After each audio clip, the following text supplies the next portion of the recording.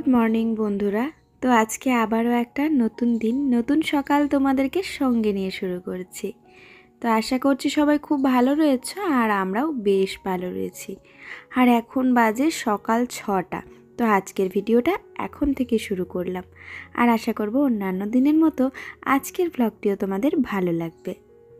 সকাল সকাল দরজা জানালা সমস্ত কিছু খুলে দিলে ঘরে যে বাতাসটা ঢোকে না, ভীষণ ভালো লাগে। তো সকালে উঠেই আমার প্রথম কাজ হচ্ছে এইটা। আর দেখো পর্দাগুলো দিয়ে না ভীষণ ভালো লাগছে, তবে এই পর্দার না আটকানোর যে দড়িটা সেটা নেই, তো তাই এগুলোকে গার্ডার দিয়ে আটকেছি। তাও দেখতে কিন্তু খারাপ লাগেনি, দারুণ লাগছে। এই জায়গাটা না আমার ভীষণ পছন্দের জায়গা। আমার মন খারাপ হলে মন ভালো করার জায়গা।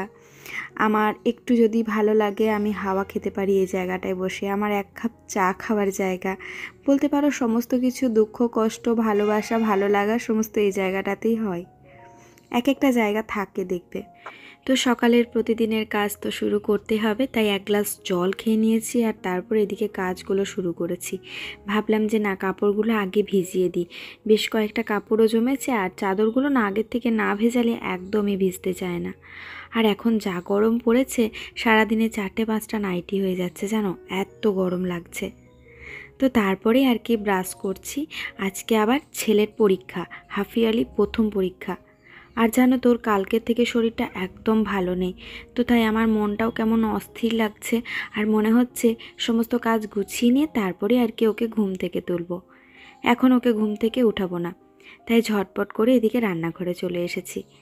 কারণ একটু তাড়াতাড়ি আজকে রান্না বান্নাও করতে হবে। আর যেহেতু ওর শরীরটা খারাপ, তাই স্কুল যেতে হবে। ভেবেছিলাম যে স্কুলে যাব না এবারে আর, কারণ ঘরে প্রচুর কাজ থাকে, সেগুলো টুকটাক করে গোছানো হয়ে যাবে। জাস্ট ওকে পৌঁছে দিয়ে তারপরে চলে আসব। কিন্তু শরীরটা খারাপ, তো বসে থাকতে হবে এই আর কি। আর সকালে উঠে প্রতিদিনই তো গ্যাসটা আমি আগেই মুছে নিই, তারপরে একদম চাটা সমস্ত কিছু বসাই। আর এই গরমে যত সকালে রান্না করতে পারা যায় ততটাই ভালো। বাচ্চার শরীর খারাপ থাকলে দেখবে মন একদম ভালো লাগে না। তো এইটা হচ্ছে সোমবারের ভিডিও আর আমি এডিট করছি আজকে মঙ্গলবার। আজকের দিনটা ভীষণ একটা চ্যালেঞ্জিং দিন গেছে আমার সাথে, কি বলবো তোমাদের। সকাল থেকে ছেলের প্রচণ্ড শরীর খারাপ, আর এতটাই শরীর খারাপ আর কি ওকে হসপিটালাইজড করতে হয়েছিল। তো তারপরে আর কি 2-3 ঘন্টা মতো তারপর ছেড়ে দিয়েছিল আর কি। ডাক্তারবাবুকে বললাম যে ওর শরীরটা খারাপ তো ঠিকই, কিন্তু ওর এক্সামও চলছে। আর ছেলেকে বলছি যে এক্সাম দিতে হবে না, সে আবার কান্না করছে। কি সমস্যার ব্যাপার বলো তো। যাই হোক, তোমাদের ভালোবাসায় সৃজন ভালো আছে। আর আমার খুব ভালো লাগে তোমরা ওকে এত ভালোবাসা জানাও, সাথে আমাকেও অনেক ভালোবাসা জানাও।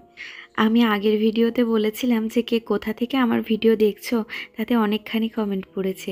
আমার বেশ ভালো লাগছে। আর এই সুন্দর সুন্দর কমেন্টগুলো যখন পড়ি না, সত্যি মন খুব ভালো হয়ে যায় জানো তো। তো এদিকে রান্না করব আজকে, যেহেতু বললামই তোমাদেরকেও শরীরটা খারাপ, তো তাই রান্না বলতে আজকে সেরকম কিছুই না, জাস্ট একটু পোনা মাছ নিয়ে এসেছে, সেটাই আর কি একটু ঝোল বানাবো পেঁপে দিয়ে। মনটা একদম ভালো লাগছে না। পরীক্ষার দিনে যদি বাচ্চা অসুস্থ থাকে কেমন লাগে বলো তো, সেটাই আর কি। তো এদিকে পেঁয়াজ একদমই মানে হালকা করে বানাবো, হাফেরও হাফ পেঁয়াজ দিয়েছি এখানে। আর এদিকে পেঁপে গাজর আর আলুটা কুকারে সিদ্ধ করে নিয়েছিলাম। কিচ্ছু মশলাপাতি দেবো না, জাস্ট হলুদের গুঁড়ো আর নুন এই দিয়েই রান্না করব আজকে। কারণ মাইন্ড তো এইদিকেই আছে, আর মনে হচ্ছে আজকে একটু হালকা হালকা খাইয়ে দিই, তাহলে নেক্সট পরীক্ষাটা ভালো দেবে। মায়েদের মন তো এমনই চায় বলো, যে আমার সন্তান যেন সব সময় সুস্থ থাকে, আমার যা হচ্ছে হোক, আমার সন্তান যেন ভালো থাকে। আসলে মারা গেল রবিবার দিনে, আর রবিবার দিনে সকালে ওর ক্রিকেট ছিল।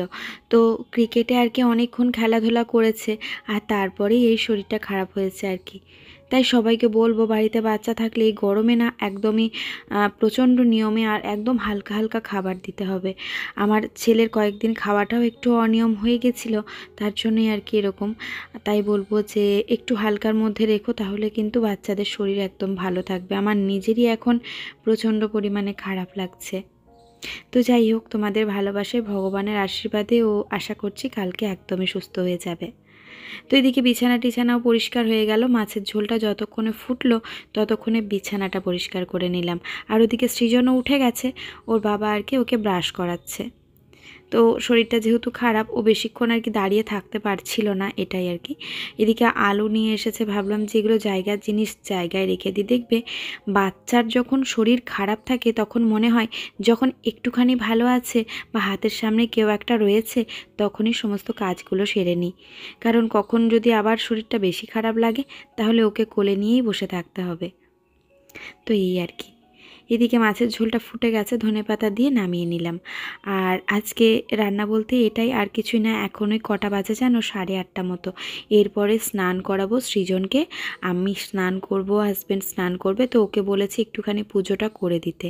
আর কি বলতো, ওর আজকে অফিসও ছিল, কিন্তু অফিস তো যেতে পারলো না, কারণ ছেলের শরীর খারাপ। আমি বললাম আজকের দিনটা অফ নাও, দরকার নেই অফিসে যাওয়ার। তো দুজনে মিলে গিয়েই আমরা স্কুলে আজকে বসবো। আর তার মাঝে ওর বাবা হোমিওপ্যাথি ডাক্তারের কাছে গিয়ে ওষুধ নিয়ে আসবে। অ্যালোপ্যাথি ওষুধ চলছে, কিন্তু সৃজনের কেন জানি না হোমিওপ্যাথিটা বেশি কাজে আসে। তো তার জন্য ভাবছি যে অ্যালোপ্যাথির সাথে সাথে হোমিওপ্যাথিটাও কন্টিনিউ করব। তো এই যে দেখো না, ওর মুখে একদমই হাসি নেই, কিন্তু ও বড্ড চাপা জানো, কিচ্ছুতেই ও বলবে না। আমি বলছি একটুখানি হাস, তো তখন একটু হাসছে। কিন্তু শরীরটা ভালো না থাকলে কি আর কেউ হাসতে পারে? এটাই আর কি। আর স্কুলে আজকে না ম্যামকে বলেছে যে আমার শরীরটা খারাপ, কিন্তু ম্যাম ওর কথা বিশ্বাস করেনি। আমি গার্ডকে দিয়ে বলে পাঠিয়েছি যে আমার ছেলের শরীর খারাপ, একটুখানি যেন ছেড়ে দেওয়া হয়। তারপরে সেই টিচারকে আমি ফোন করলাম, কি আর বলবো, বলার কিছুই নেই। তো সেই টিচার আমাকে বলছেন, আমি যখন বলছি যে আমার ছেলের না শরীরটা খারাপ ছিল জানেন ম্যাম, তো তখন উনি বলছেন যে আমিও একটা মা, আমি যদি কোনো বাচ্চার শরীর খারাপ থাকে আগেই বুঝতে পারবো। হ্যাঁ জানি, স্কুলের টিচাররা মাই হন, তবে একটা মায়ের কথা যে টিচার বিশ্বাস করতে পারেন না, আমি জানি না তিনি কতটা মা হওয়ার যোগ্য। যাই হোক, আমার খারাপ লাগলো, সেটা তোমাদের সাথে শেয়ার করলাম। এটাই আর কি। মানে টিচারদের একটুখানি বাচ্চাদের প্রতি আরও কেয়ারিং হওয়া দরকার। আমার বাচ্চারা প্রচণ্ড কান্নাকাটি করেছে জানো তো, তার জন্য মানে আমার এতটা খারাপ লেগেছে, তাই তোমাদের সাথে কথাটা শেয়ার করতে বাধ্য হলাম। আর যদি কোনোভাবে ওনার কাছে কথাটা পৌঁছায় তাহলে আরও নিজেকে ধন্য বলে মনে করব। তো এই যে আমার গাছগুলোতে সৃজনকে জলটা দেওয়া করালাম। বিকেল দিকটায় ঘুম থেকে উঠে বললাম, বাবা শরীরটা কেমন আছে? ও শরীরটা খারাপ ছিল, কিন্তু তার মধ্যে থেকেও ও আমি যেন কষ্ট না পাই তার জন্য গাছে জল দিতে গেছে। এই যে ঘটনাগুলো, এগুলো সমস্তটাই কিন্তু সোমবার। মঙ্গলবারে আরও শরীরটা খারাপ হয়ে যায়, আর সেদিনই আমি ওনাকে ফোন করি যে আমার ছেলে কালকে অসুস্থ ছিল, আবারও তো কালকে পরীক্ষা আছে, তো ওর শরীরটা সত্যি খুব খারাপ, তো কালকে যেন ওকে একটুখানি কেয়ার দেওয়া হয়। তো উনি তারপরে আমাকে এই কথা বলে বসলেন। কি আর বলবো, যুগ এমনই হয়েছে না, মানুষকে বিশ্বাস করা, মানুষের প্রতি মানুষের যে একটা ভালোবাসা, এগুলো কোথায় যেন হারিয়ে যাচ্ছে, মানে কোথায় চলে যাচ্ছে। তো বিকেল দিকে ছেলের মন ভালো করার জন্য একটু নিয়ে এসেছিলাম জিও মার্টে। যদি এক দুটো খেলনা কিনে দিলে, ওর পছন্দের খাবার কিনে দিলে ওর শরীরটা ভালো হয়ে যায়, তার জন্যই। মায়েরা তো চায় যে আমার সন্তান যেন ভালো থাকে, তো তার জন্যই এসেছিলাম।